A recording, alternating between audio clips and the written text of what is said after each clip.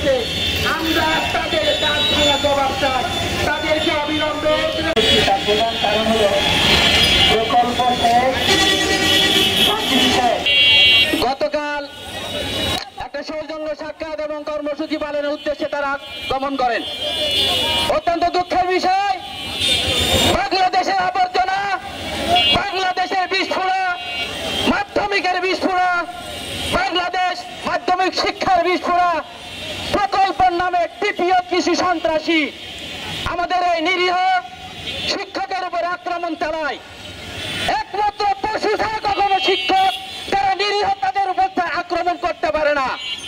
আমরা এই আজকের মানববন্ধন থেকে কণ্ঠ ঘোষণা করতে চাই, ওই টিপিও নামধারী মাধ্যমিক শিক্ষা অফিসারদেরকে আজ এই মুহূর্তে ওই মাধ্যমিক শিক্ষা থেকে বহিষ্কার করতে হবে।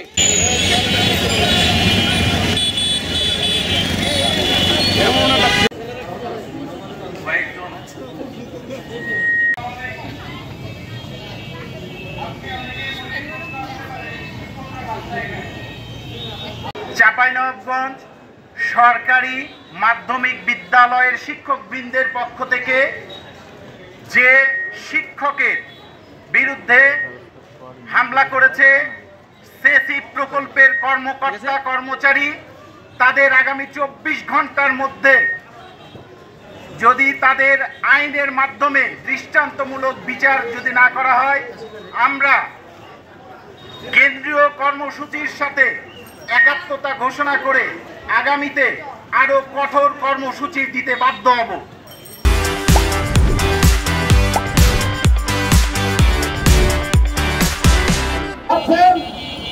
ভুল করছেন, আমরাই কিন্তু মাধ্যমিক শিক্ষার মেরুদণ্ড। শিক্ষকগণ যখন জেগে উঠেছে, পরীক্ষার মেয়াদ শেষ, আপনাদের চাকরি শেষ, এটুকু মাথায় রাখবেন। অনেক শিক্ষক কিন্তু লাঞ্ছিত হয়েছে, তারপরেও আমরা শিক্ষকদের পক্ষ থেকে কোনো কর্মসূচি নিইনি যে দেশের উপর ছেড়ে দিয়েছি।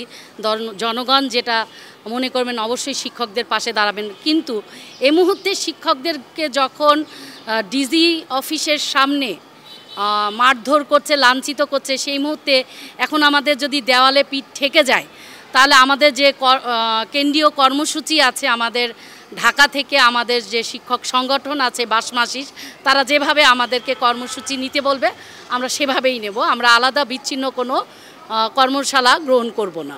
আমরা করব পরবর্তীতে। এবার আমি মাইক করে কর্মসূচির ব্যাপারে জোরালো এবং সংবাদ আমরা করতে ব্যর্থ হয়েছে, এমন যেন না হয় আমাদের কুচক্রী মহল আমাদের শিক্ষকদের উপর।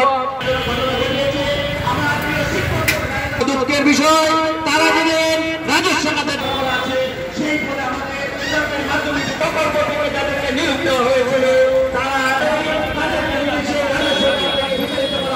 আমরা এই মাধ্যমিক শিক্ষা অফিসাররা সেই মাধ্যমিক শিক্ষা অফিসাররা আমাদের